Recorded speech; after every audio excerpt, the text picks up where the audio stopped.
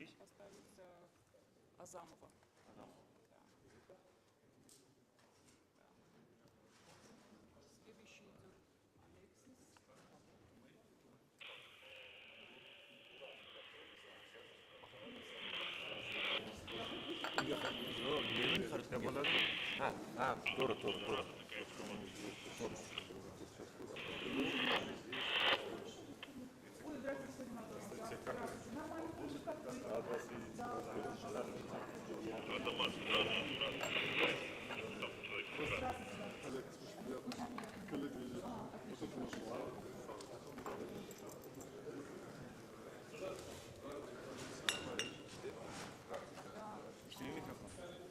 Здесь идет Азамов, следующий идет потом идет Алексис. Сначала идет Алексис, подождите, Алексис.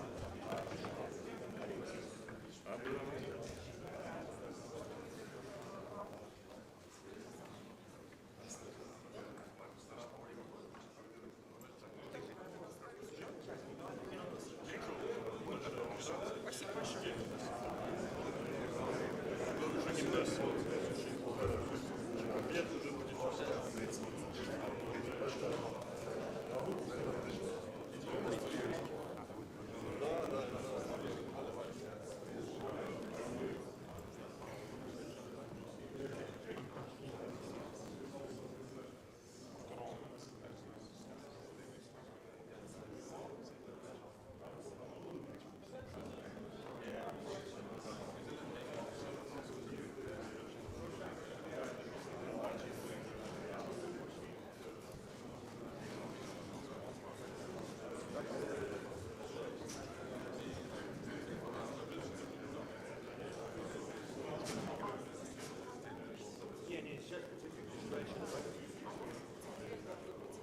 Теперь, давай, извините, беспокою вас. Смотрите, мы сейчас слушали на панели. Сейчас,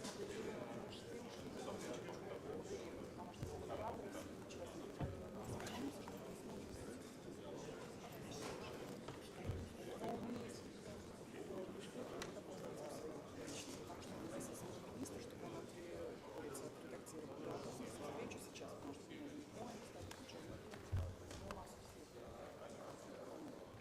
сейчас у меня как начинается.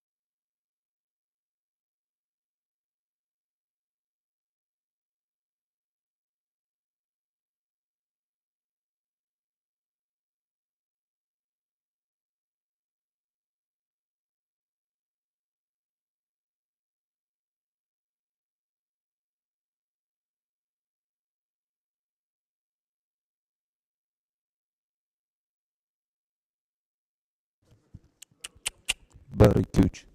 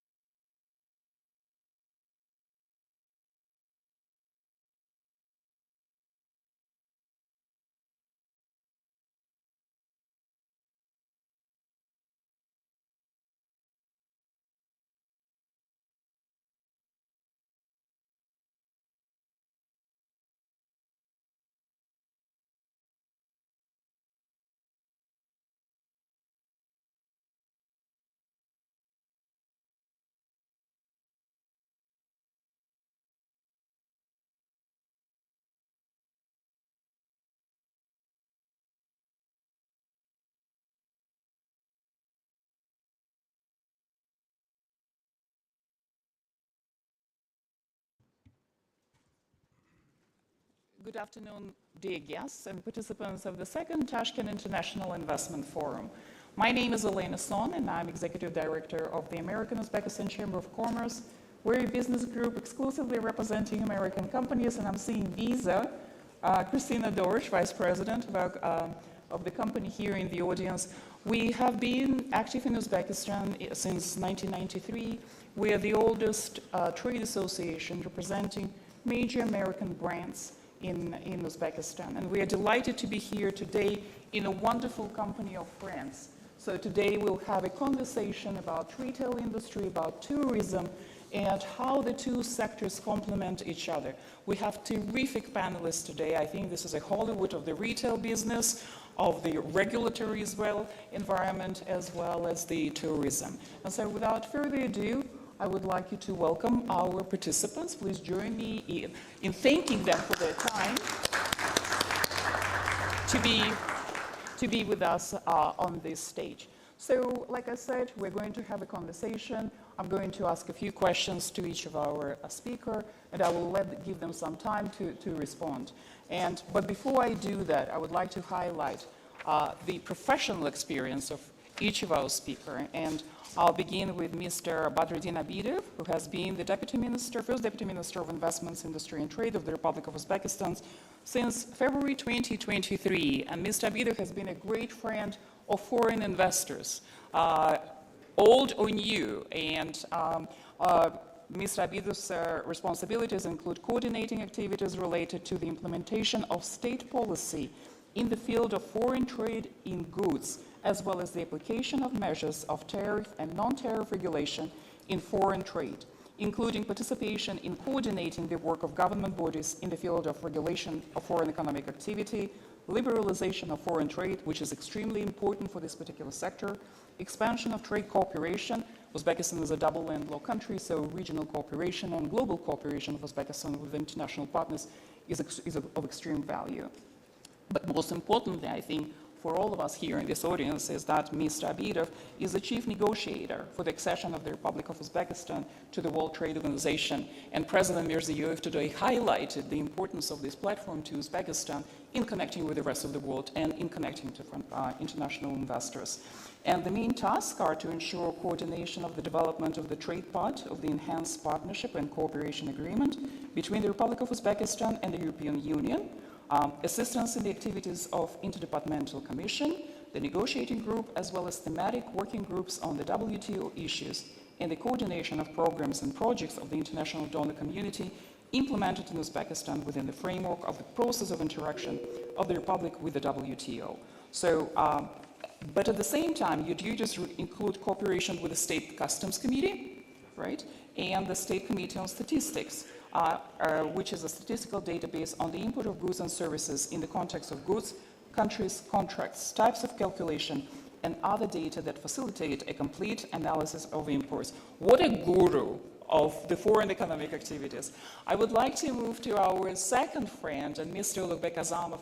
And as someone who represents major American brands, I can tell you that Mr. Azamov is our direct point of contact. And any issues or any contacts or any questions that we have, we usually come directly to the Deputy Minister, and he directly responds and helps. And so thank you so much, first of all, Deputy Minister, for being so responsive to the needs of the business community and for addressing any challenges that tour operators have in Uzbekistan. Mr. Azamov is a graduate of the University of World Economy and Diplomacy with a focus on international economic and international economic relations. He is also a graduate from the University of Surrey, UK, with a degree in international tourism and hospitality management that he completed in 2002. So we know where the expertise is coming from. Although we are the US, we are very friendly to the UK. And the work experience is largely focused on trade and economic relations, where you worked as a consultant for the Uzbek Embassy in Turkey in 2019. You were also Deputy Chairman of the State Committee for Tourism Development from 2019 to 2021. You were also Deputy Director of the Agency for Information and Mass Communications, covering 2021 and 2022. And now you're the first Deputy Minister of Culture and Tourism of the Republic of Uzbekistan. So again, thank you so much, Mr. Azamov, and we welcome you to this stage. And our newest friend, well, for me, but not for Uzbekistan, obviously, is Alexis Delarov, who is a Chief Operating Officer of Accor Group. And Alexis has held this position of Director of Operations since April 2006, overseeing the operations and development of Accor in Russia. And Alexis joined Accor in 2002 as opening general manager of the Novotel Moscow Center and received Crystal Board Award sponsored by Moscow City Government for the achievement of the hotel in 2002 and 2003. And Alexis began his professional career in one of the largest privately owned hotels in Paris, which is certainly a trendsetter, and before joining Queen's Mode Houses, where he held several general managers positions within France and Europe, managing hotels under various international brands. And Alexis first came to Russia through an appointment by the Intercontinental Hotels Group in 1997 to open the first Holiday Inn in Russia. And actually, I was pleasantly surprised when I spoke to Alexis, and indeed, your time spent in Russia really paid off. Your Russian is impeccable, so very impressive. We look forward to hearing your views. I'd like to introduce also Gabriele Bertini, who is the Tashkent City Mall Director for Mall Operation. And Gabriele is Italian, and again, speaks some Russian, as we found out. And in his 26 years of experience, he has been living in 7 countries and 3 continents. In the first years of his career, he dedicated his work in establishing new retail business internationally. In the last 19 years, he has devoted his passion in commercial real estate management and development. And Gabriele has been working for leading international companies, always delivering excellent results. And secret of success of Gabriele lying in 2 main factors: people development and customer in front of any decision taken. And you know, given my very short communication with Gabriele, I can just tell that he's very responsive, very easy, and these excellent, superb customer care skills actually show up so much during our conversation. So I appreciate you being on the panel as well. Well, we have also Rauf Halilov, who is a CEO of ISR Holding, and Rauf has a bachelor degree in international relations from Franklin College, Lugano, Switzerland, and after work experience in Finanzbank, he helped set up his family shipping business IRS and worked at Glencore. In 2007, Rauf Halilov joined family businesses in Azerbaijan, where he started the automotive division within the holding. In 2010, he set up a logistics company, and today it is integrated into ISR Holding structure with a fleet of its own trucks and representing COSCO and CMA CGM in Azerbaijan. In 2011, in a partnership with Fawaz Al-Hokair, established Retail Group Azerbaijan, which represents more than 35 brands such as Massimo Dutti, Zara, Bershka, Stradivarius, and others with over 600 employees. So it's a great job creator. So we appreciate your effort in ensuring the regional stability and also Azerbaijan's stability, economic stability and prosperity by contributing to the labor force and creating labor force. Rauf actively supports the development of sports in Azerbaijan.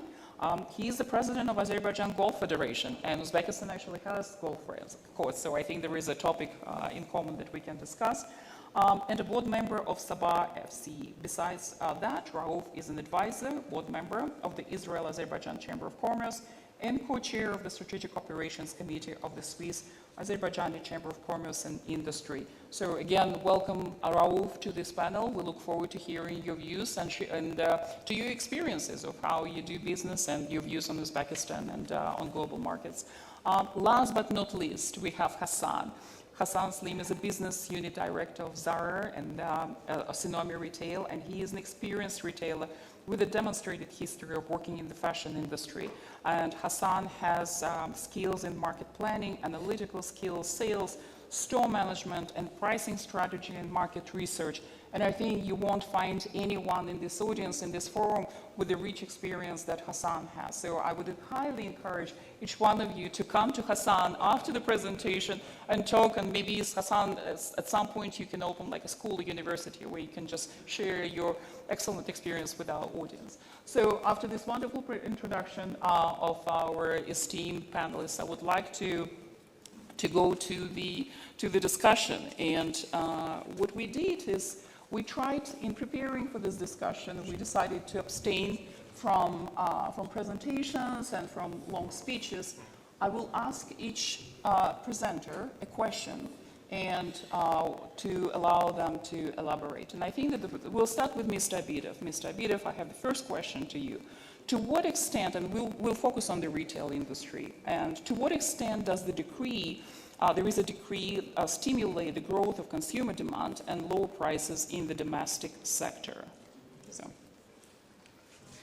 Thank you, Elena. Good afternoon, ladies and gentlemen. I thank you for inviting to this panel session.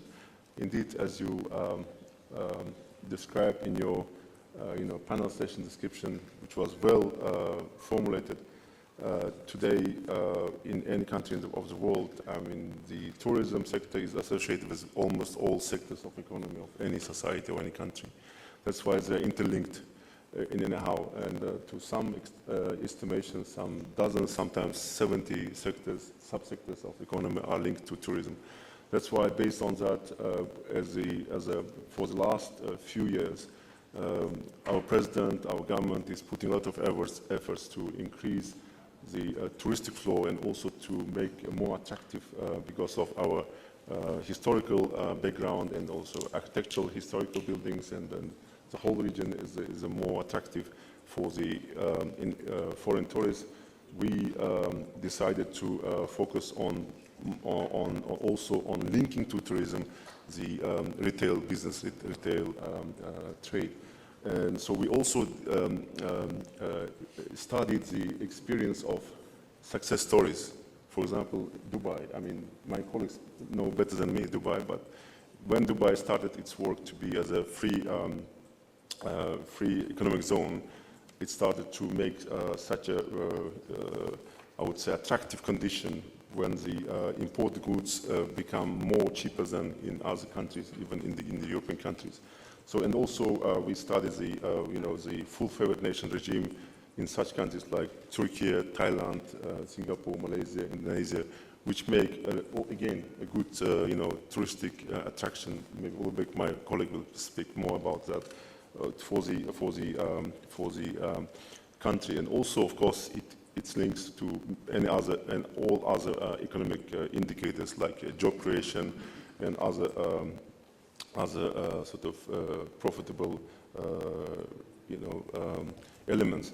And so in this regard, in order to, there's another reason is to attract those world brands to the country in order to make the goods of these international known brands be available for the population in a low price, and also to provide the best quality products in order to provide these products not only for population but also for the tourists to come and also to buy and also enjoy the sightseeing and everything, so in one. So this one was one of the ideas. And also the third idea is to, through these favorable conditions, to promote the investments. So these international brands are now investing not only in their countries but also worldwide. So we have a good potential, we have a labor force, we have strategic location in the heart of Central Asia, linking and connecting the South Asia and also the elsewhere in the global picture. So it was decided to create the condition when these brands could enter our market with more attractive conditions. So this decree was adopted in October last year, and then it was supplemented by the Cabinet of Ministers decision establishing the register, which clearly stipulates and also transparently indicates all the procedures in order to be more transparent, also equitable to all the international brands to follow this legal framework in order to come to do the business in Uzbekistan. Sure. Well, thank you so much for highlighting your role as a regulator of a retail business, and I think it's a really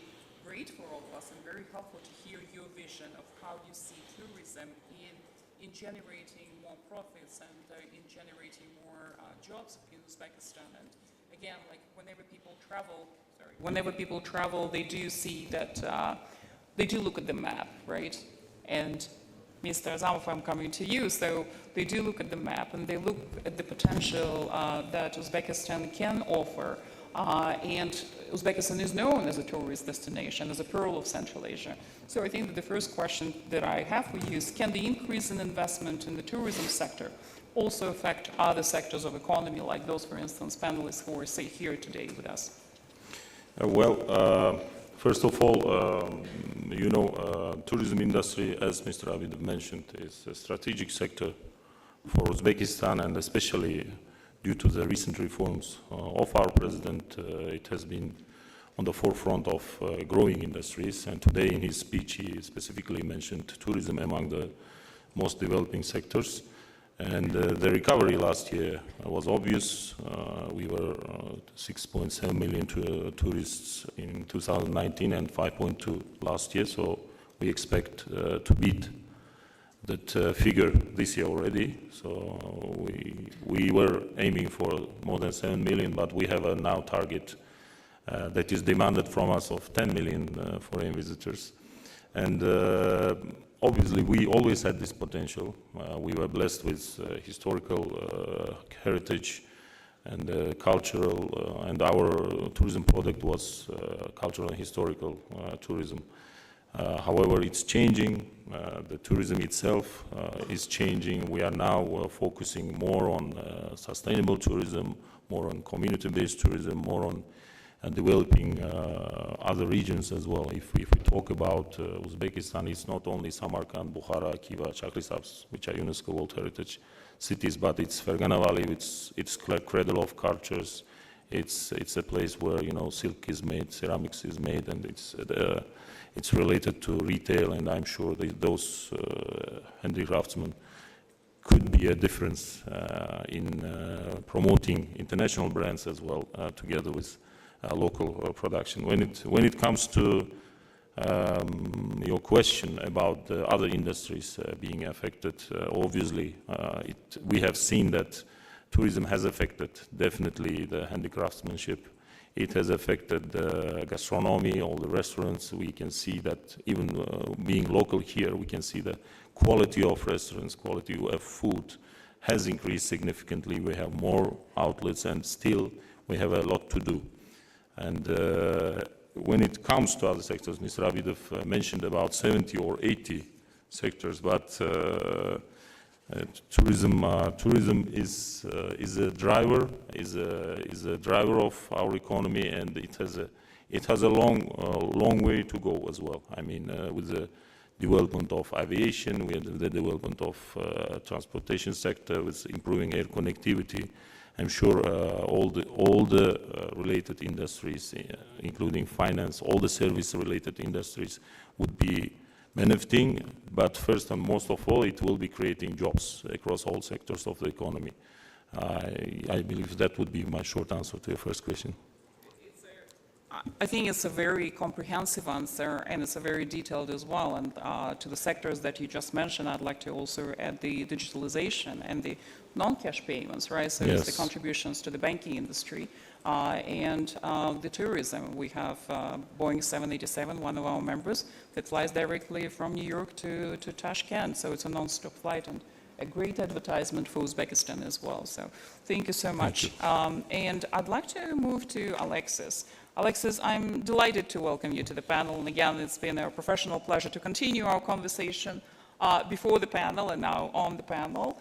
We'd like to hear your assessment of the tourism and hospitality that both Mr. Abidov and Mr. Azamov highlighted in light of COVID-19 pandemic. What has changed since the pandemic, and how has the pandemic altered the way you do business? Has the hospitality, in your view, hospitality sector in general, bounced back? Or are you still on your way to recovery? And is the recovery weak or strong? What's your assessment? Thank you. Thank you for the question. Then, first of all, let me just explain that the tourism and the gross tourism industry is one of the biggest industry in the world. You know, the people very often ignore this fact. But this is the 5th biggest industry in the world. You have the media, you have the banking, the automotive, the pharmaceutical sectors, but this is the 5th biggest. And the most important, I think it's very important for a country like Uzbekistan, very populated with a high growth of population, this is the number 1 in terms of manpower in the world. So basically every single job in a hotel brings, well, in the tourism, bring 10 other jobs around this. And this is once again a very key and a very important thing. The second thing I wanted to say is that the tourism industry until February 2020 has been a blessed industry. It's been growing globally by around 6-7%, which is a big growth, keeping in mind what's the average GDP growth in the world. So it's been really something special. People were really getting interested in that, putting money in that. But then came what came, COVID-19, and then it was the most affected industry in the world. We all know that the industry is not made only of a big international hotel, but a lot of family-owned, run business, etc., that collapsed, and this was a disaster. And today, I mean, it's a slow recovery, but it's quite a good one.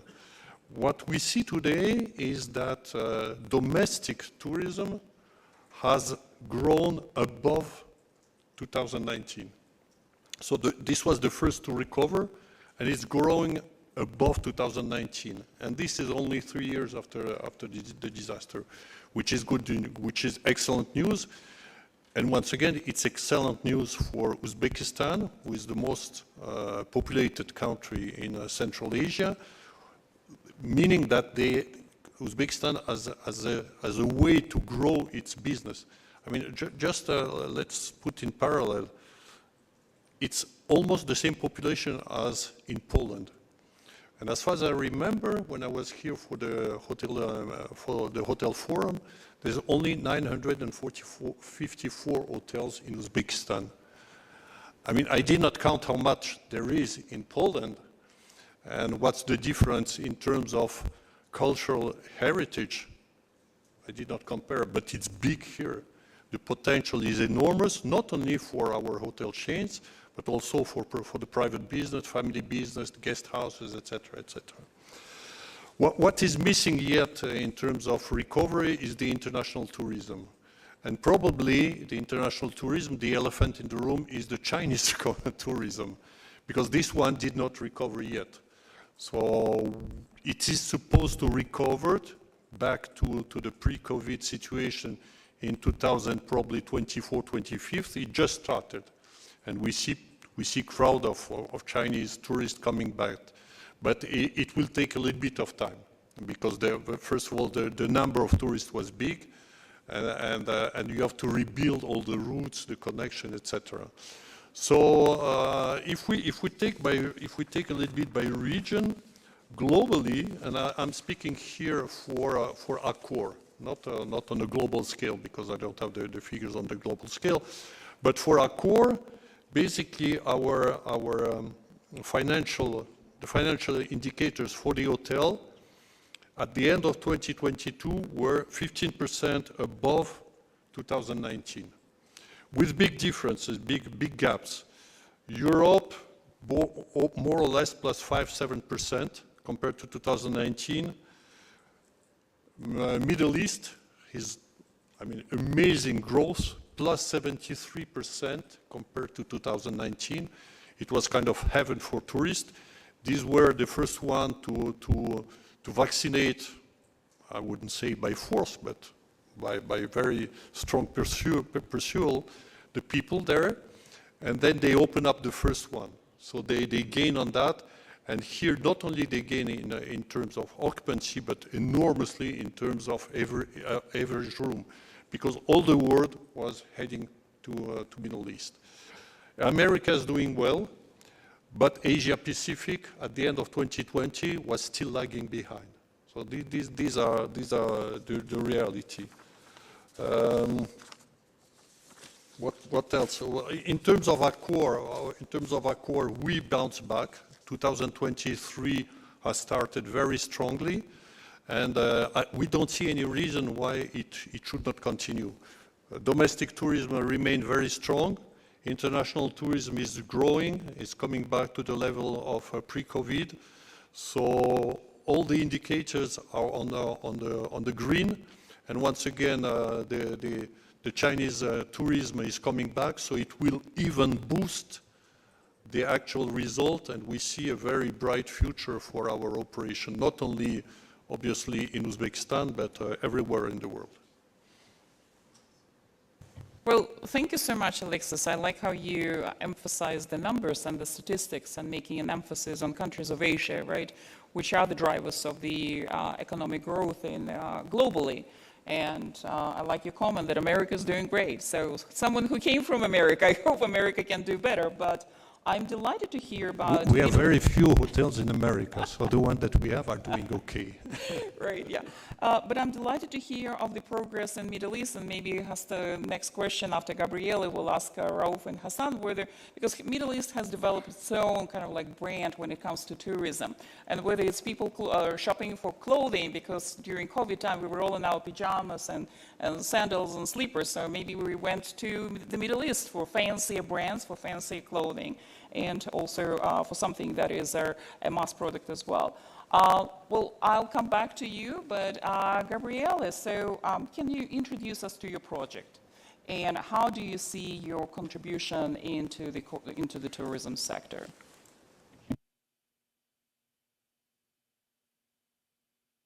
Thank you. So again, a big thank you to have invited me here, and Salam alaikum, Tashkent, and a big thanks for the welcoming experience that your place it is actually offering to any type of international travelers, because already with the warmth of your weather, of your people, of the cuisine that you're actually offering to everybody already, you are actually offering a very good ground base to develop further the tourism sector. But is that enough as of today? I mean, the tourism sector, it is becoming more and more sophisticated, and the international competition into it is actually very hard. So I think that we need to do and to contribute and to move further into the development.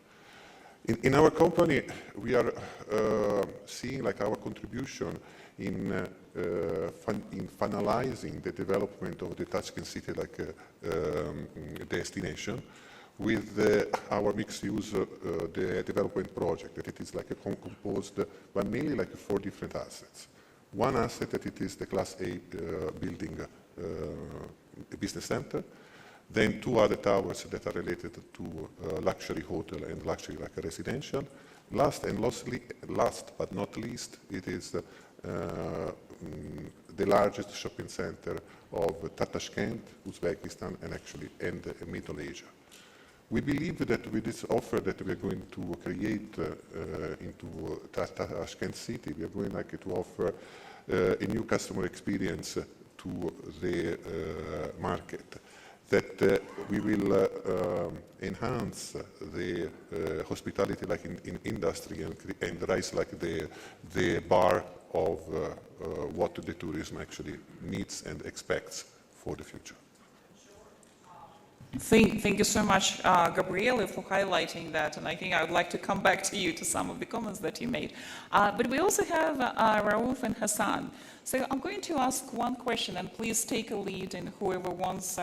My first question to you is, what potential do you see in Uzbekistan from your specific perspectives? Yes, Raouf? Mm-hmm. Sure. Thank you. First of all, thank you very much for hosting us here. It's a great event.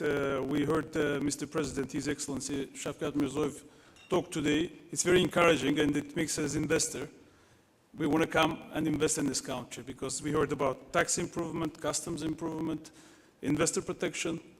The government institutions are also very helpful. We have experienced this also, and thanks to Deputy Minister of Economy also, and the rest of the government for sure. I've been coming here for past 10 years, and I've seen the improvement, especially for past few years, but since the last government, the president has come into effect, and he's been really changing the things here in this country.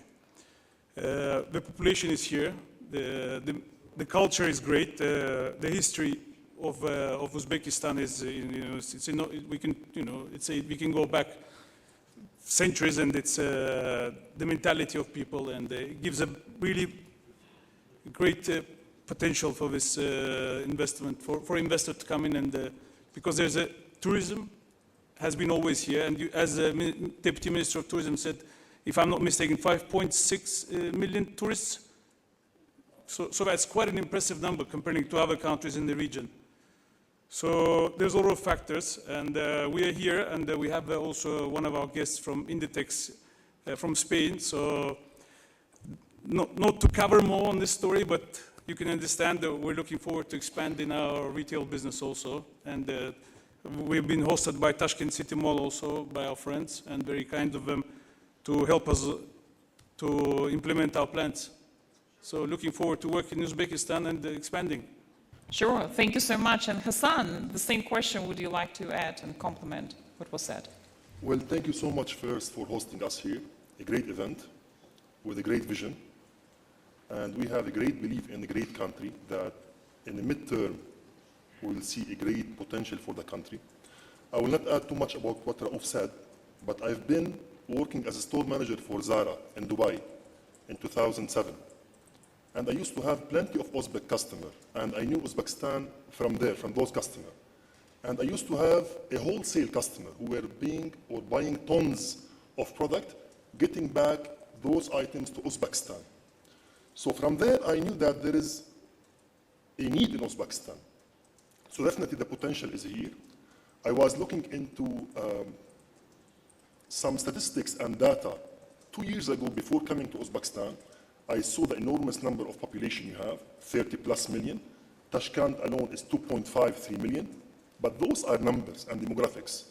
While the real feeling was last year or 2 years ago, once we came to the country, we had a field visit. We passed through Riviera, Campus Mall, and plenty of other locations, and we saw that there is a real need for a real retail in the country. There is a big need for retail in the country because as well you can feel that the Uzbek people, they are people who love to dress and who love to show out, females and males. So from there we realized, yes, it is the country with a great potential. It's on the radar. We are speeding up right now, like Raouf said. So hopefully we're in the right way. Well, and as a woman, I do hope that we are all on the right way, and I know that Uzbekistan does recognize the role of women not only in the family creation and the family development, but also in the business environment, and especially small, medium-sized enterprises, tourism, textiles, and many others. So we applaud the reforms by the government to incorporate women and other vulnerable groups of population and actually in your particular industries.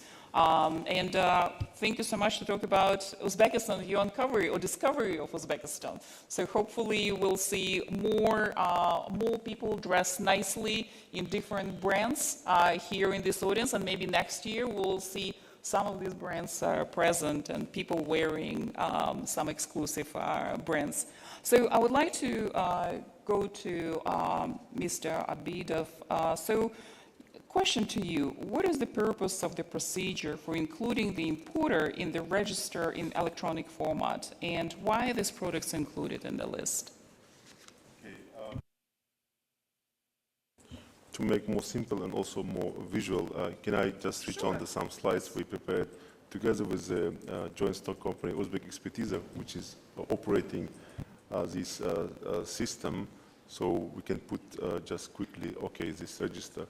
So as I said, in order to promote the international brands in the Uzbek market, it was decided to create a favorable condition, attractive condition for those international brands. Now we saw some examples from the Sinomi retail, and then some mentioned about the Inditex group and other brands like Zara and Massimo Dutti and others, and H&M. There are about close to 300 brands are now looking at the Uzbek market. So this register provides good platform for them to come and to make their business. And so in order to provide more transparency and also to avoid and eradicate any bureaucracy, and then some kind of, insinuation about this, system, which is whether working or not working or something behind. But we decided, the government decided to make it more simple, just one-stop shop, service and delivery. So it was system which provides you direct access. So you simply apply for in the website of the joint stock company Uzbek Expertise, which was mandated by our ministry as a regulating body. So on the website there is a simple access element, and also there's a call center, and also you open your personal cabinet, and then further on you will follow the application elements.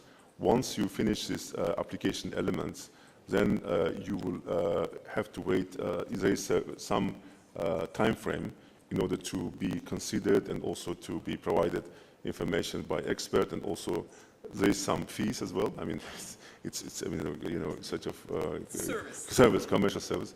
And then once this execution is done, and then this expert conclusion will be confirmed to the, through the different layers of the procedures, and then it goes to the council of the under the government, which considers this application, and then this council consists of relevant authorities and agencies which are looking after the trade and also the registration and also under the legislation of Uzbekistan, and then you will get the certificate, which will be again in the electronic format, which will be, I mean, very transparent and without any human factor, and then you'll get the job done. So why it's electronic? Because of the transparency, because of the, to make more simple, efficient, and also to provide any applicants, just favorable, equitable condition. And why these products? So I will explain in oral. So these products are, there are 4 group of items. You mentioned already one: clothing, leather goods,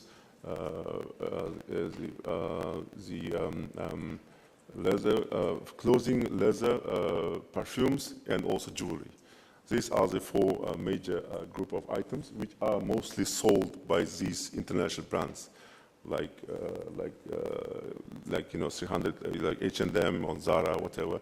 So they are looking at this group of items, and then by this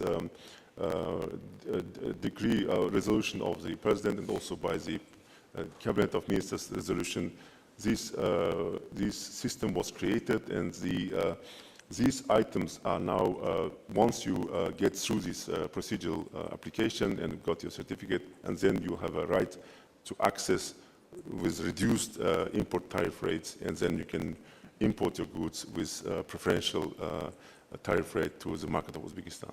So this also goes under the reforms, liberalization of the foreign trade, and also, if you like, it goes in the framework of the accession of Uzbekistan to World Trade Organization, with the main, one of the main factors of accession is to liberalize the trade and also to create condition for the access to the market of goods for those WTO members. So now we are negotiating, as His Excellency President Shavkat Mirziyoyev mentioned, we are in an active phase of negotiations with member states on the market access of goods and services. So, and also want to be a member of this organization as soon as possible. That's why this is another incentive for the foreign countries and foreign companies to see how this market is growing and how this market is accessible. So that's why, I mean, this could be a good, condition for all the interested international brands to come and to do business, and also to provide best quality and with more cheaper prices in the Uzbekistan and also in the region as a whole.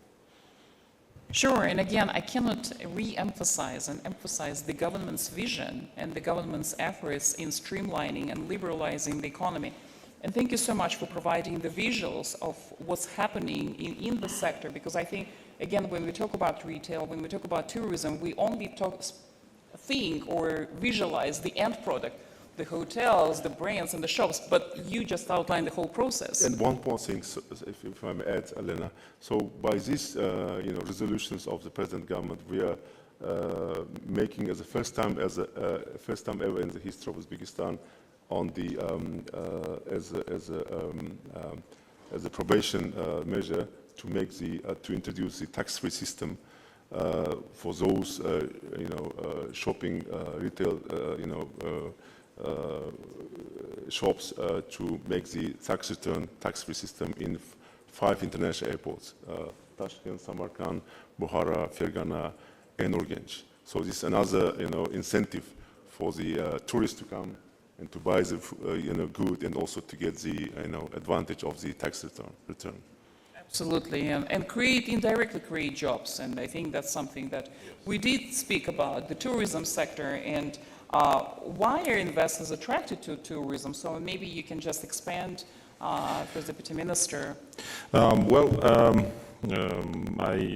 would like to mention the role of the tourism in the economy of Uzbekistan, because it is, for us, I can say it's a recent phenomenon. I think we as a nation started to realize the role of tourism in the economy just recently. Just to give you some figures, if exports from tourism services were 1.6 billion last year, this year we are expecting 2.5 billion from tourism services.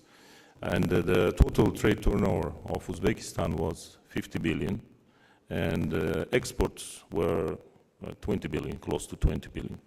So this year, at least 10% of those exports would be from tourism, if we compare. And just to compare some of the items or sectors, fruits and vegetables were exported last year for 1.1 billion, gas for 911 million, oil and related products $170 million, chemical fertilizers worth 410 million, and exports of automobiles just over 350 million. So these are fundamental sectors of the economy where we traditionally think that we have to support them, you know, and still tourism now can be only compared to probably textiles, which is over $3 billion of exports, so, which is another industry which has benefited from the reforms of our new leadership, where cotton has been liberalized, all the cluster system was brought, and we are reaping the fruits. And when it comes to job creation and or contribution to GDP, it's estimated a little over 5%, but we know that the global average is 10%.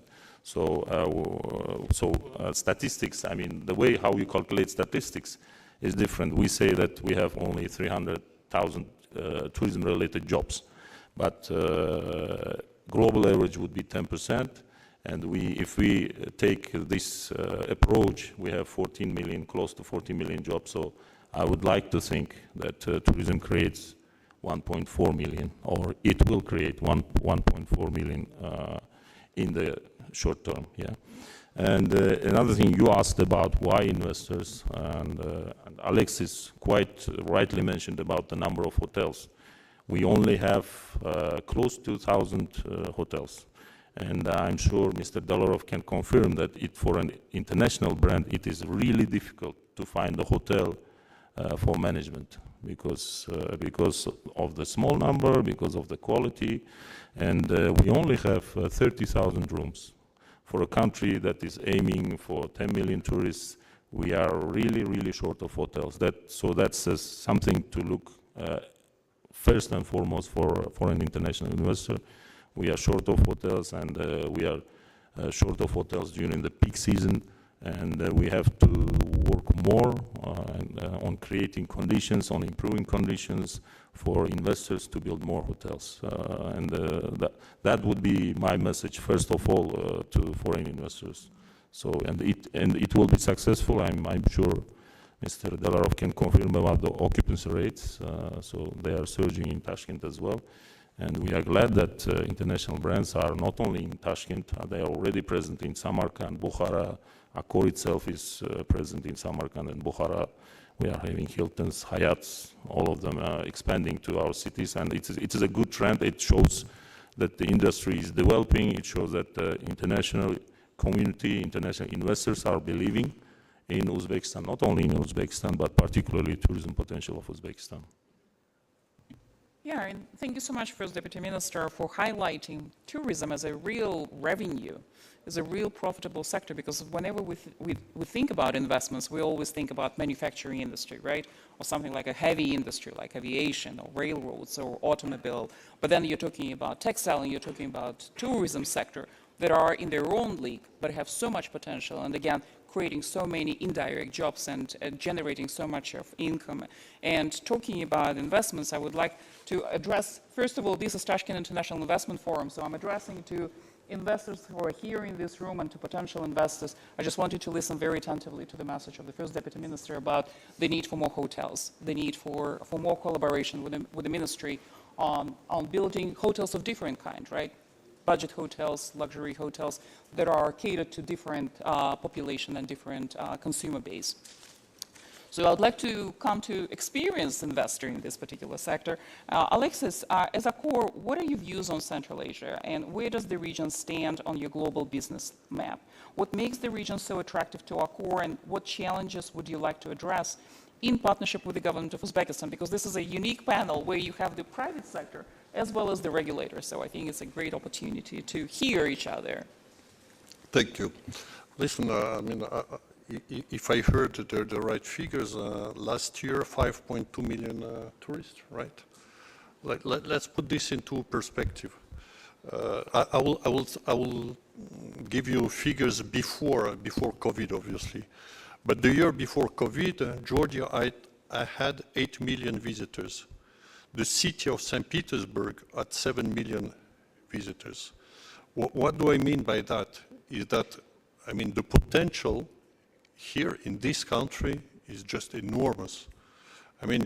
You could double, triple the figures. It would not be surprising. It would be normal, given the history, given the potential, given everything you have to offer. But yes, there are indeed bottlenecks. With 950 or 1,000 hotels, you do not bring in the country 10 million tourists. So what our experience on that? Well, first of all, if I'm here, obviously, we're very eager at developing further into this country. I think we have all the benefits. And last week, basically last week, Sunday, 10 days ago, the CEO of Europe made his first trip out of Paris to Tashkent. And you know what? He was just surprised. He never ever was expecting something like that. In his head, maybe I should not say, but in his head, this was another Maghreb. And then he arrives here, everything is clean. People are polite, educated. I wouldn't say that it's not the case in Maghreb, but yes. And suddenly he understands that the vision that they have from somewhere else is completely wrong, that the potential is big, that you can develop further, etc.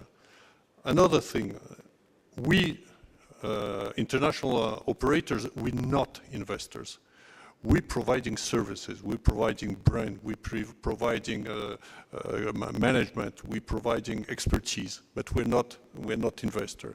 And what we see, our experience in this part of the world, but in most of the world, is that the investors, especially in real estate, are not international.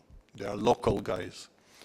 And why would local guys invest in real estate that is most of the time for hotel industry on average in the world giving back the money in 12 to 15 years for no reason? They would not do it. They would do retail, residential, etc. So what I want to say, not especially to you, I think you perfectly know everything, but what are in order to build hotels which are infrastructure projects, yes, no hotels, no tourism. You need to make the investment into the hospitality business attractive.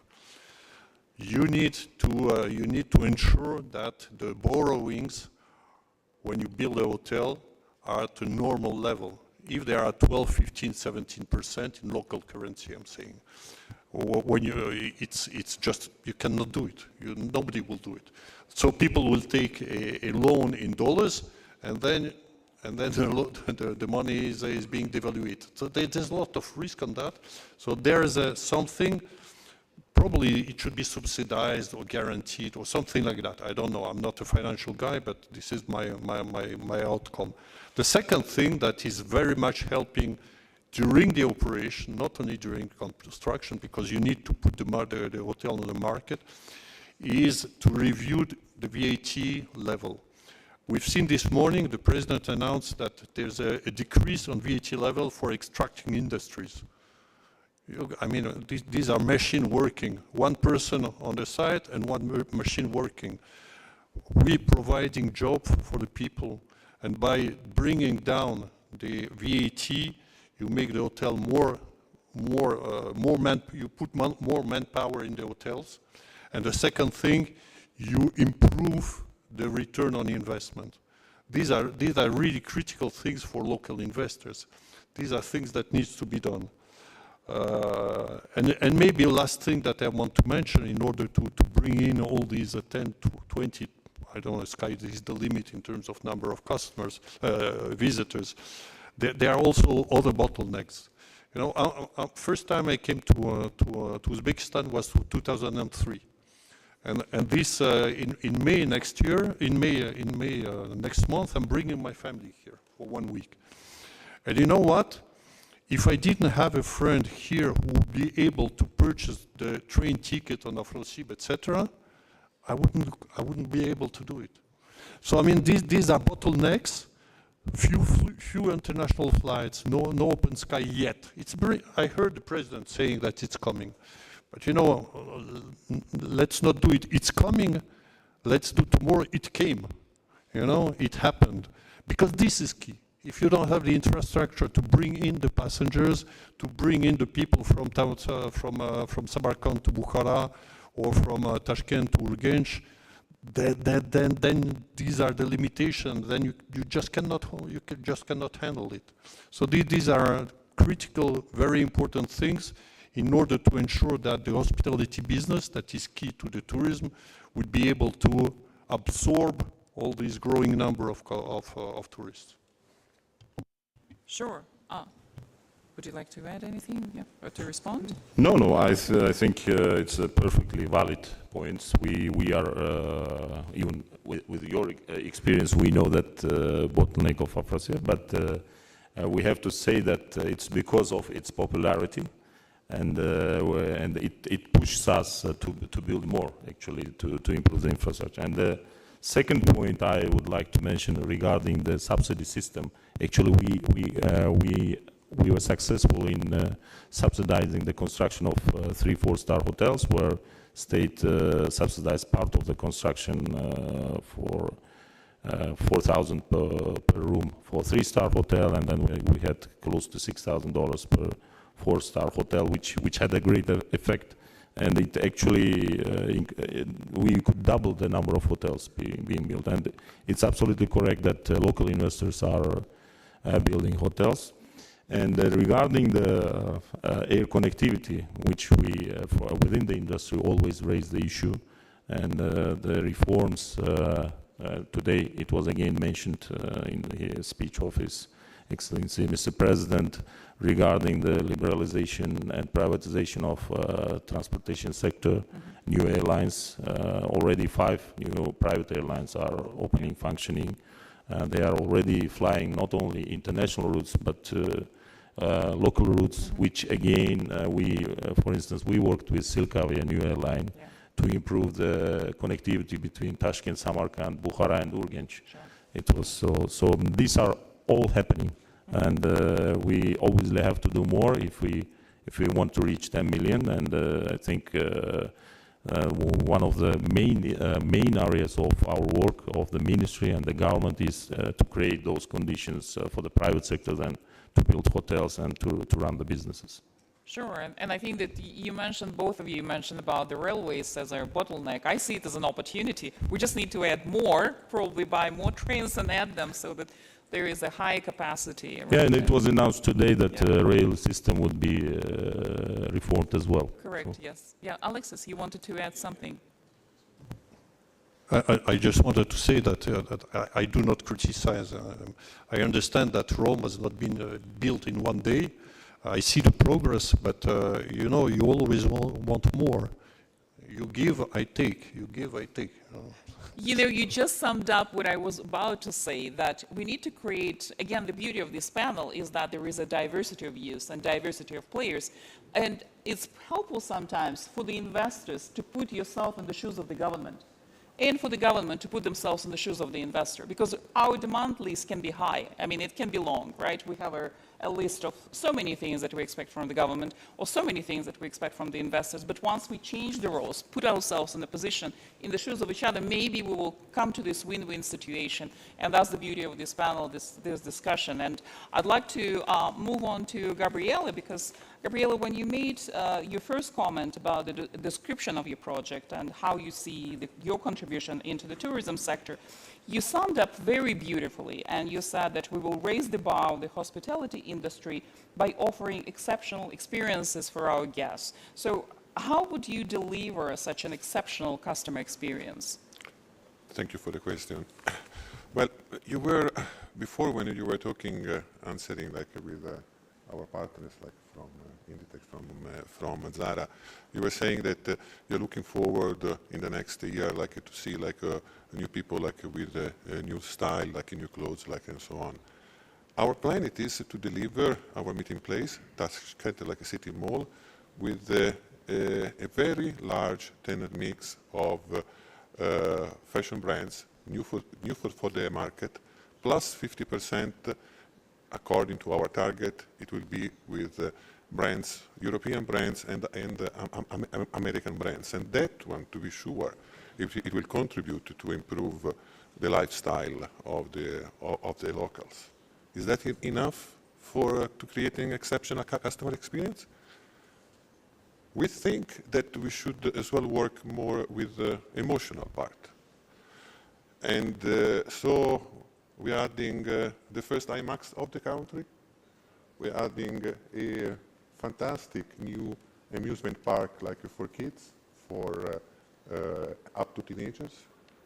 A unique concept of gym with the best swimming pool, with the best view of the town, overlooking like the Tashkent like a city park.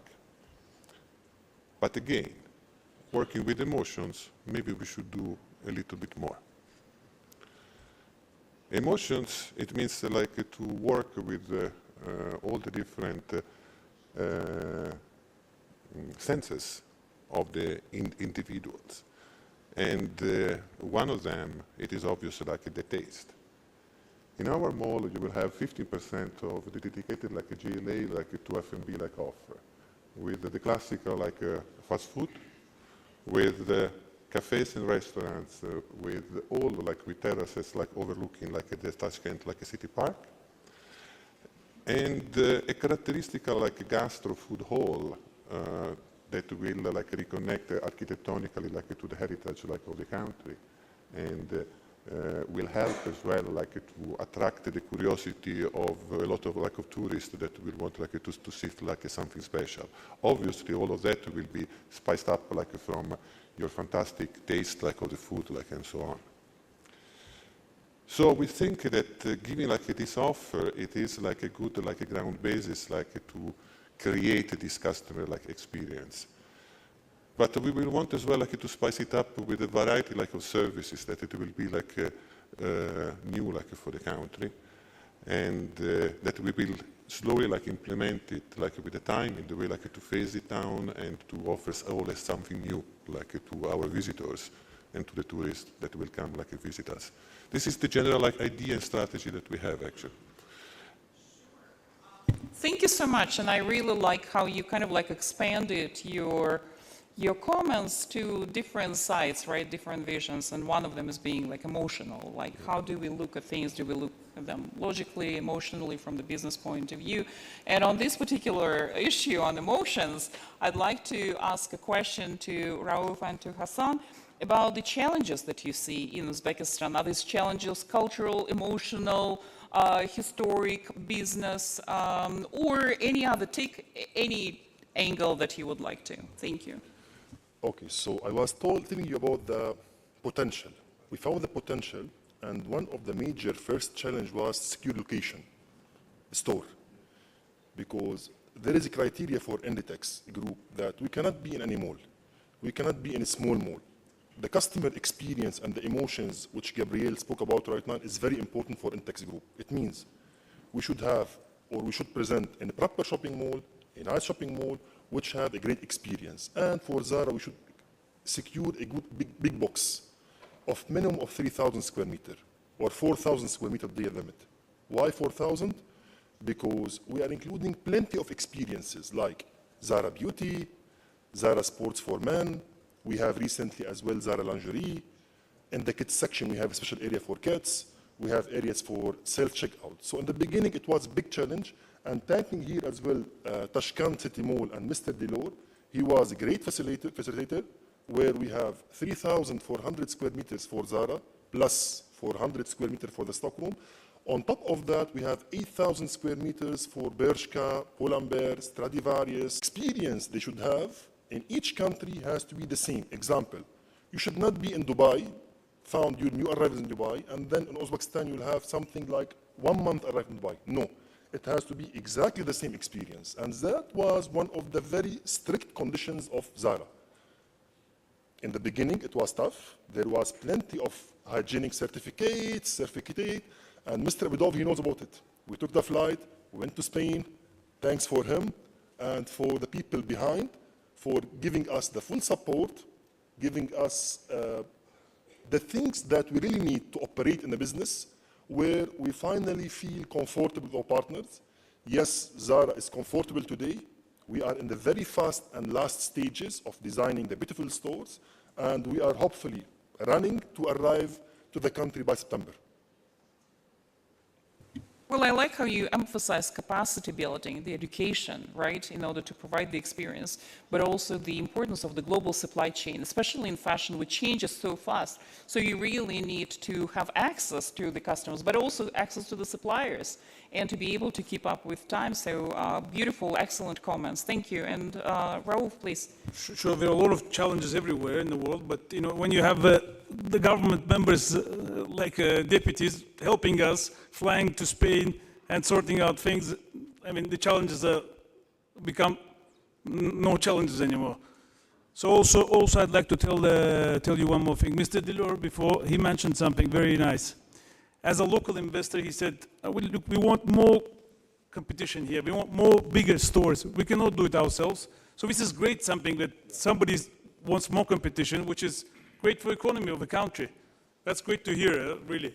Yeah, you know, and yes, of course, please. Well, thank you. I would like to add one point on the, well, we spoke a lot about the infrastructure, for example, on the railway and then, you know, aviation. Retail business also needs infrastructure. I mean, do you remember 6-7 years ago, one can barely find, you know, shopping mall. Simplifies rental administration, the cost of lease payments for large shopping centers, for shopping malls. Now it is now in a good, attractive condition. Now, from now on, you can pay your rental payment with a link to foreign currency, to US dollar, for example. So it was not the case before. So again, this will also create, simplify the rental administration, and also will promote the big shopping centers to be created, to be established, to be built, and also which has another, economic effect. I mean, creating jobs, and also those, sectors and subsectors to be added and also to grow. And that's why it is quite important to develop the infrastructure development in the retail business as well. So we hope that by coming these new international brands, so now Mr. Slim mentioned about his experience of Zara, and also, as I mentioned, about several hundreds of international brands are looking at this market.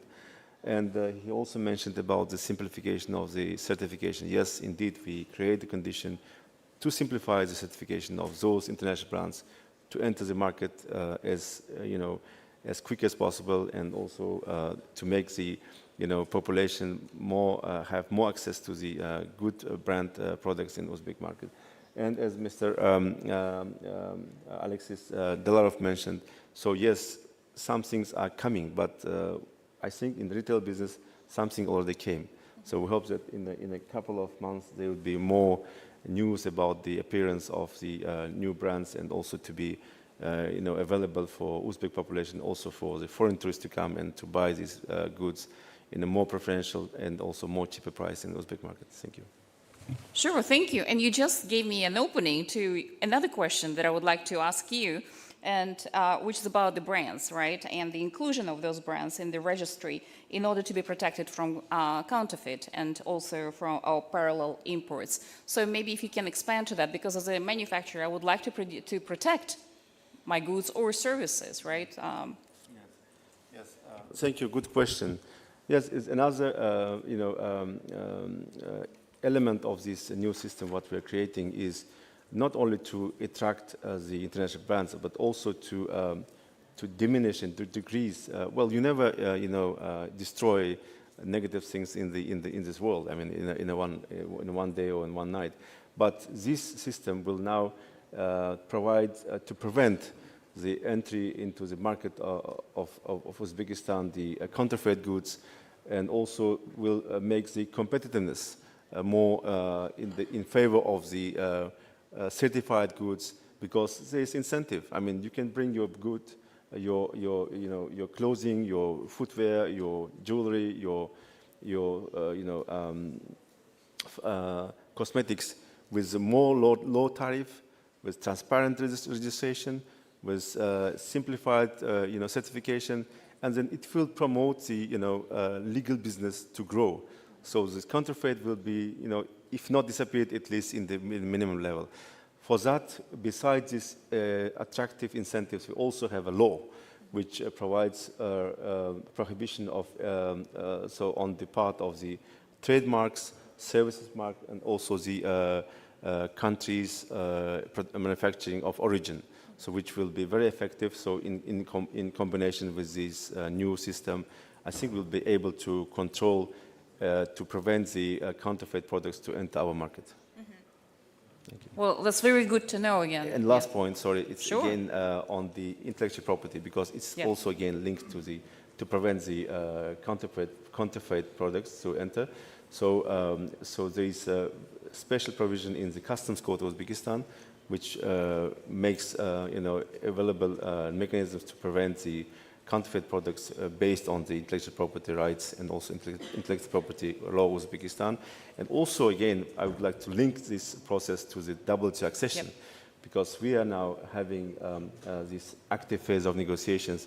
We are getting commitments on joining TRIPS agreements that several conventions, Rome Convention, Beijing Convention, and other conventions which protect the intellectual property rights.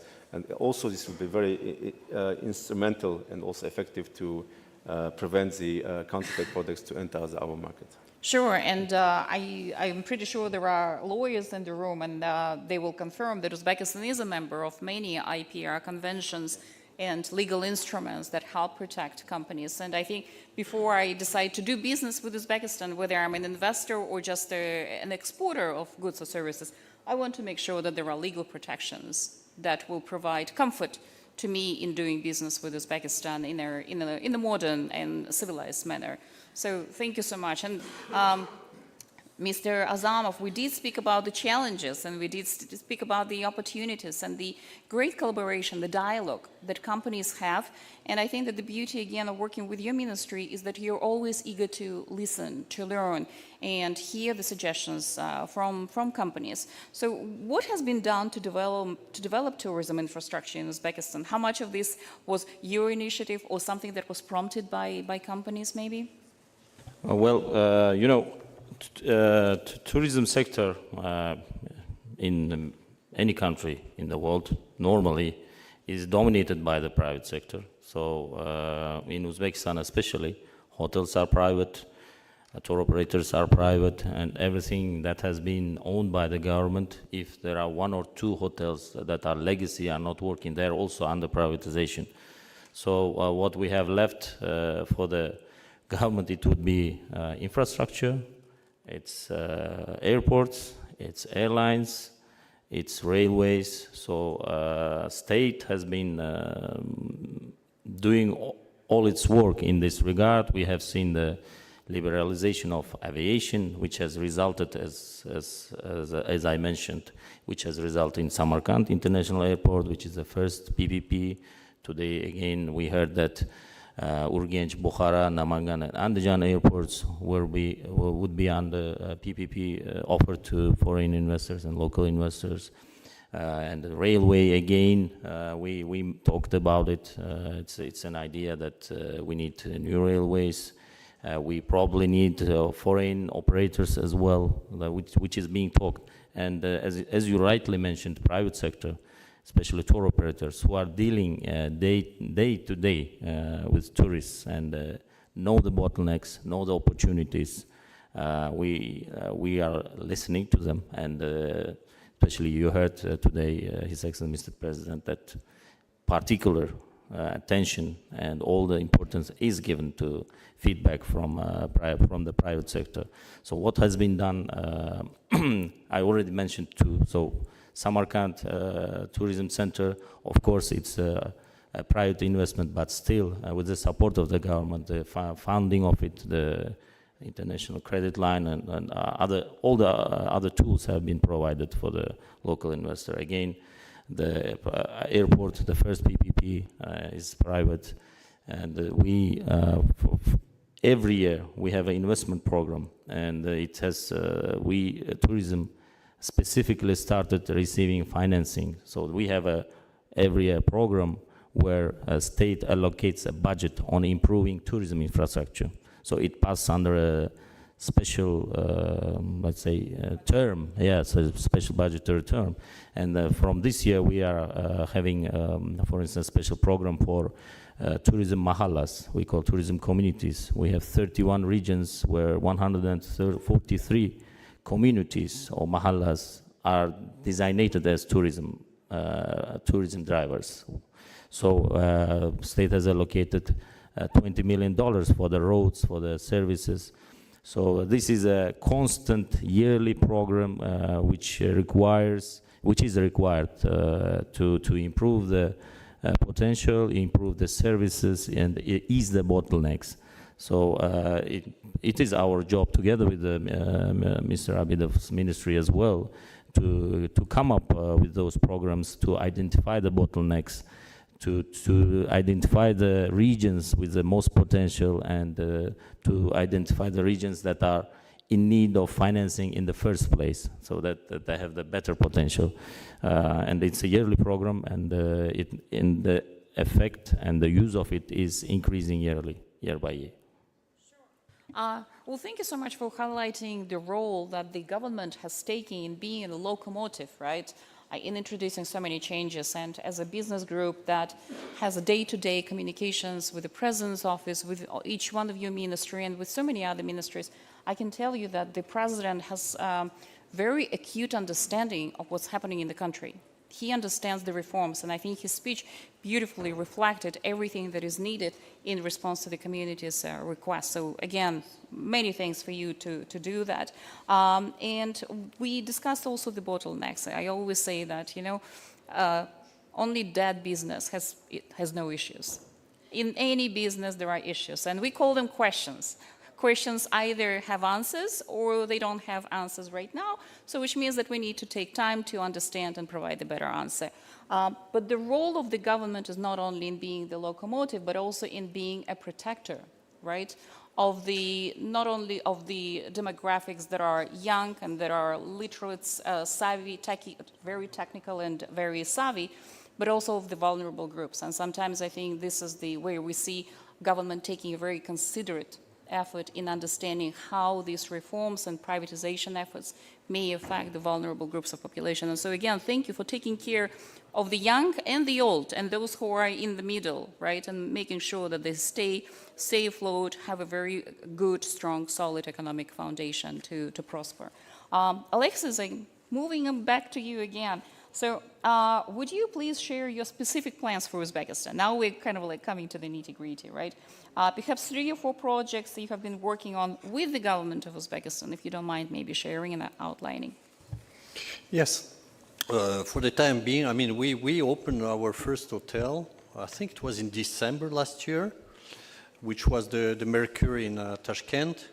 The week after, before the end of December, we opened a Mercury in Bukhara. By the way, in a UNESCO protected area. And the funny story is that when the UNESCO heard that Accor is opening a hotel in a protected area, they immediately came to the hotel and they told, we will shut you, we will close the hotel. And thanks God, because they thought we did something, you know, like glass and steel within a protected area. And actually the architect and the designer was the one that was restoring the old Bukhara. So the hotel is perfectly fit where it was.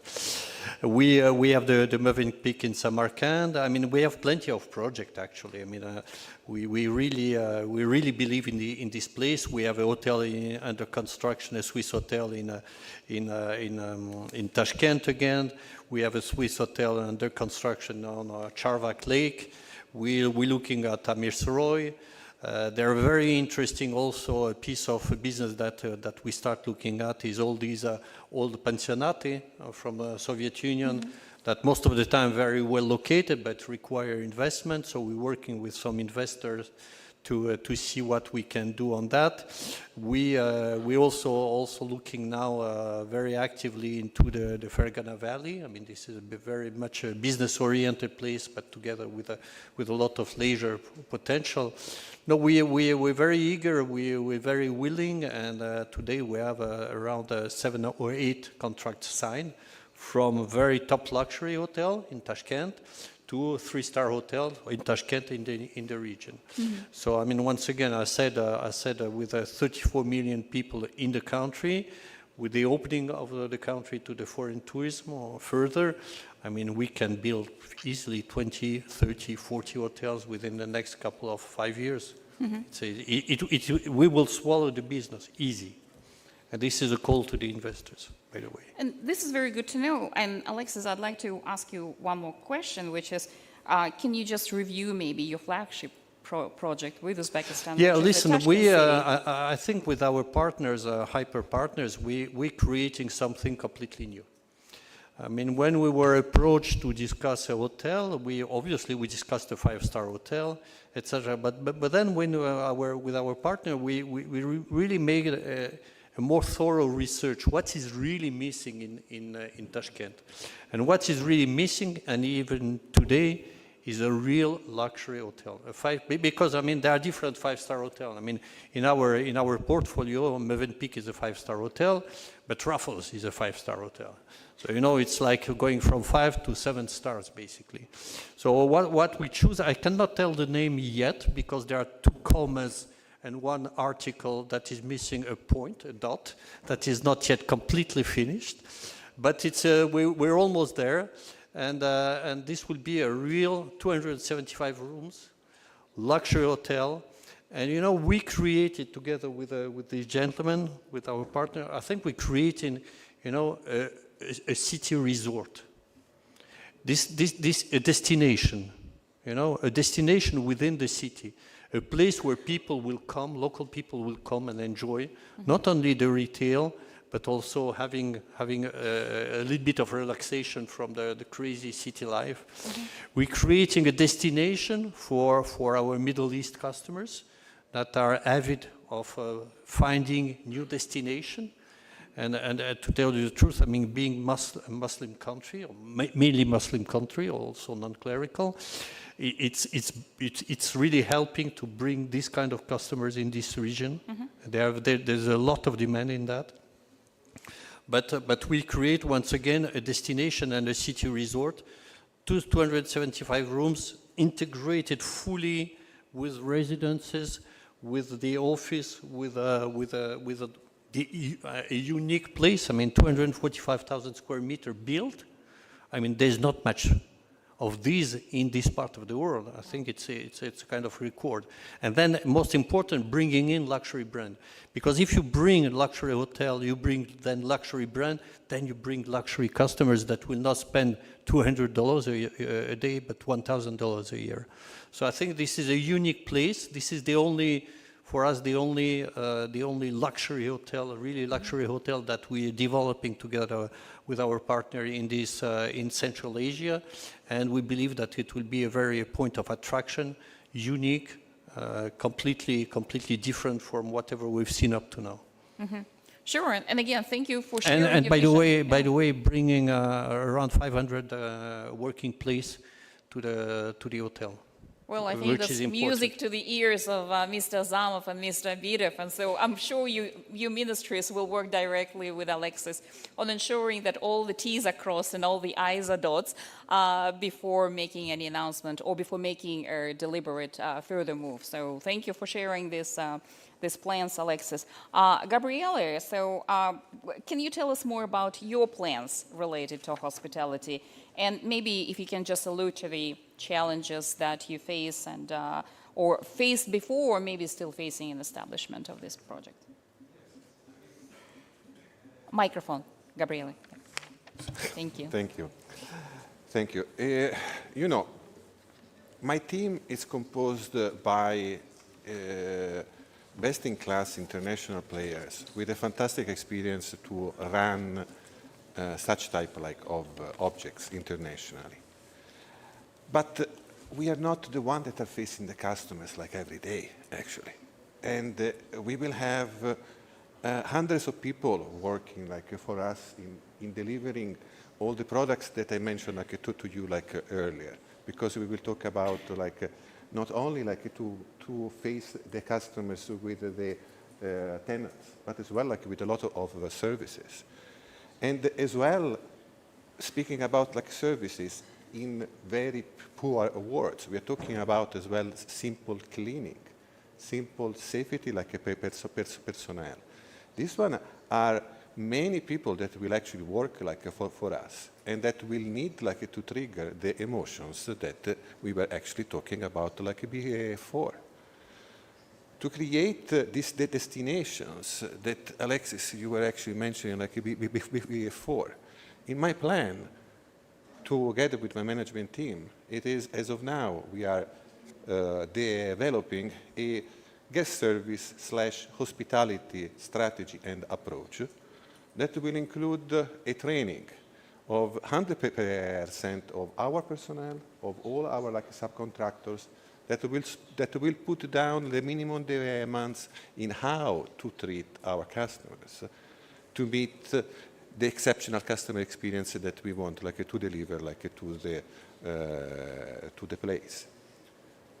This will create a challenge according to my experience, because I already done this in some like emerging market, because we will like become a training spot for a lot like of personnel. This personnel will start like to be very attractive like to go and work for other competitors, for other like meeting places that naturally are actually like growing like into the customers. So it's like it is like our task as well like to create the best in class place like where to work for, and the best place like where the tenants want as well like to stay like together like with us. So in plan as well, it is not only to develop strategies and training, but as well like to follow up like what actually like we are doing with the tenant satisfaction index, with customer satisfaction index, with worker satisfaction index that will tell us where are we and what it is left like to be done, and will drive us like for the next like steps.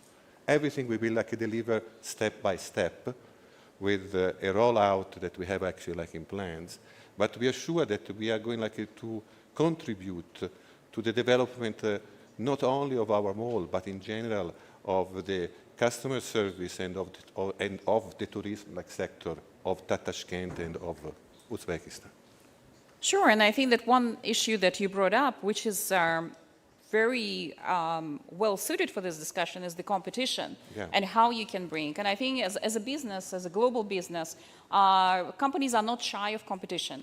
Companies recognize that competition is a driving force, and that eventually benefits the government and the consumers, as long as competition is open and transparent. As long as we know who we're competing against, I think that makes it a fair competition. When it's a little bit opaque, then it's difficult for us to offer the best, compare apples to apples and oranges to oranges, I think, right?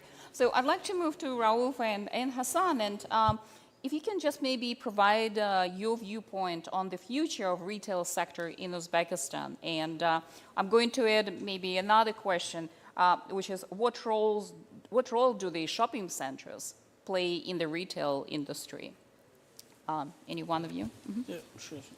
Yeah, shopping malls are a very important factor, actually. You know, they're center of entertainment, cinemas, food and beverage. So shopping mall is a driver for retail. Of course, there are great anchor brands like Inditex, which attract also clients. So that's one part of the shopping mall. But there's a flagship stores could be also be outside street locations. I'm sure Tashkent offers a lot of street locations which will be used in future, slowly. And also today's speech, if anybody heard the speech of chairman of Aqua from Saudi Arabia, he was so enthusiastic about investing in Uzbekistan. He said the government of Saudi Arabia and the private business from Saudi Arabia, they're not convinced, they're confirmed that they're going to invest billions. So as an investor, it makes us feel comfortable that there's influx of big money coming in, and we're going to be basically enjoying the economy here. Sure. Thank you. Hassan? Yes. So hearing today the president speaking and his vision was extremely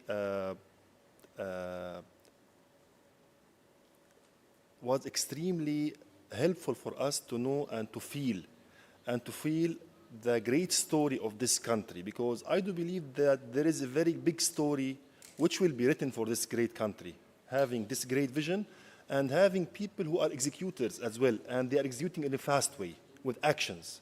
So we are extremely happy, we are extremely positive. We have a nice shopping mall, a nice shopping center, a great shopping center actually, with a great experience.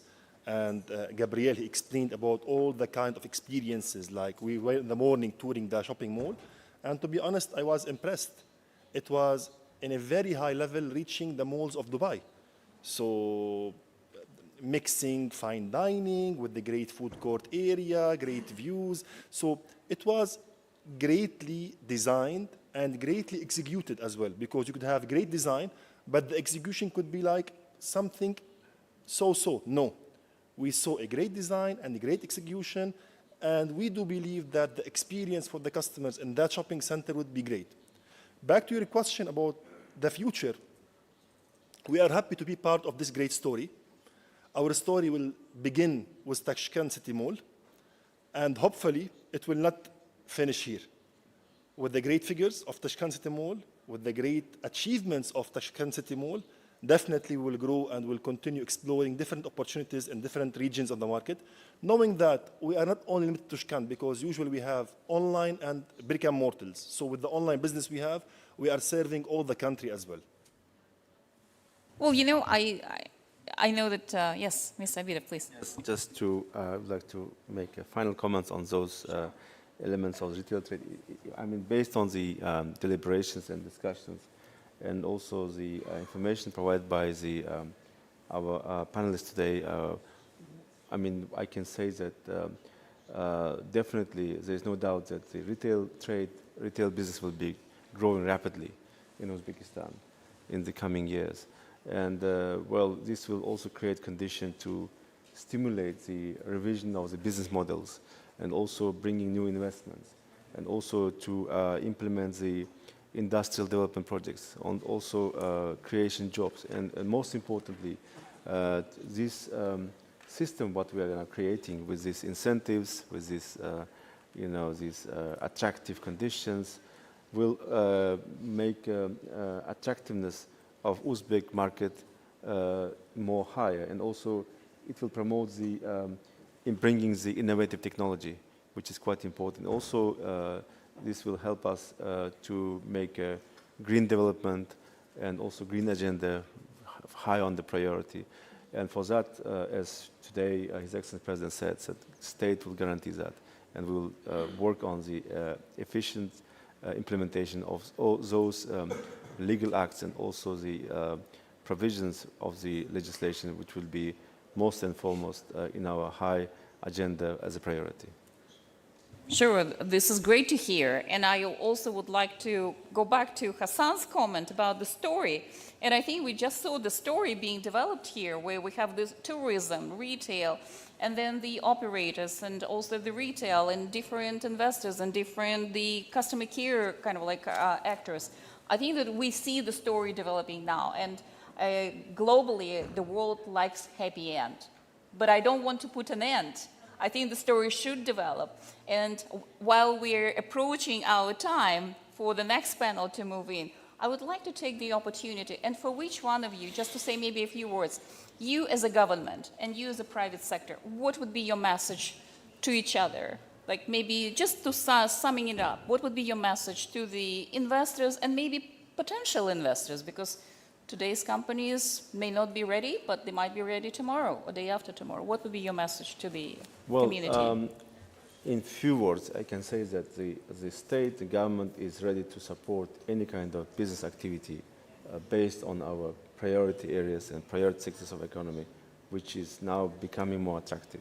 And the government is ready to support any business initiatives and any innovative projects to be implemented in Uzbekistan.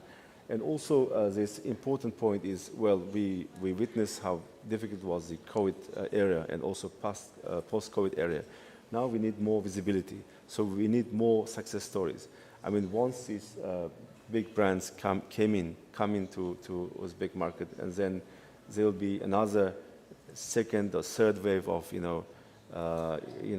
coming in for new businesses. So for that, government, state authorities are ready to work together with private business and also to build on the confidence. And also, I want to make sure that the government is ready to work with all the interested business partners for the sake of this, implementation of the projects in Uzbekistan, in our market. As chairman of the Islamic Development Bank said, predictability. He actually mentioned it several times. Yeah. So thank you for creating this predictability for companies. Thank you. Mr. Azamov. Well, I will touch about the need for international retail brands to come to Uzbekistan. So average figure for tourist spending in Uzbekistan is about $300. That's because we have both same-day visitors from neighboring countries, and we have tourists coming from Europe, USA, and Far East. So the difference is, so let's say European and American tourists spends over 1,000, which is a fact. And these are I like the way Hassan mentioned, real feeling. Yeah, so these would be the drivers for the retail business. And especially, Mr. Delarov also mentioned about Middle East and China, China being the highest spenders, $1,500 per visit, and Middle Eastern countries, which we are also focusing on increasing the number of tourists from those countries with new airlines coming in. So during the last 2 years, we already have Air Arabia, Fly Dubai, Fly Nas, Jazeera Airways, Oman is actively looking into opening. So we have a huge market that is looking for a new destination in terms of shopping tourism. And we know good cases of Istanbul, sometimes even Baku now, as being good destinations for shopping. And for this to happen, we need international retail brands, and we fully support. And we understand the importance of it. Understand that this would be another angle for diversification of Uzbekistan's tourism product. Sure, and I like how you work in parallel and recognizing each other's strength, right? Of to complement and to generate more profits. And I would like to acknowledge Visa, they just left, but we have Irina, but from a different company. But Christina was there. Cash has limitations, but credit card doesn't. Yes, right? So yes. that's, I think, when we want to spend more money, we, as women, we like to use credit card and then have our husbands to pay the bills. Well, Alexis, how about you? What's your message? This is a very sexist comment. Huh?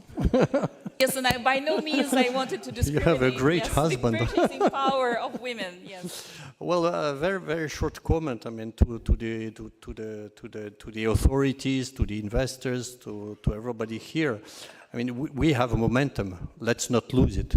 Let's just use it because it's strong, and if we catch this momentum, then we all win. And this country, which we deserve to win, will win and will make it a nice place on the earth. Sure, and I like about the winners, so everybody at this table, on this stage, and including those who are in the audience, really should be the winners. Thank you. And Gabriela, please.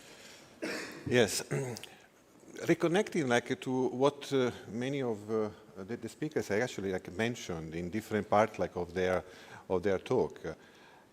In many cases, the pre-visit like to Tashkent and Uzbekistan was actually faced like with a pre-perceptions pretty negative that it is not like reflected once that you visit and experience the pace like of development.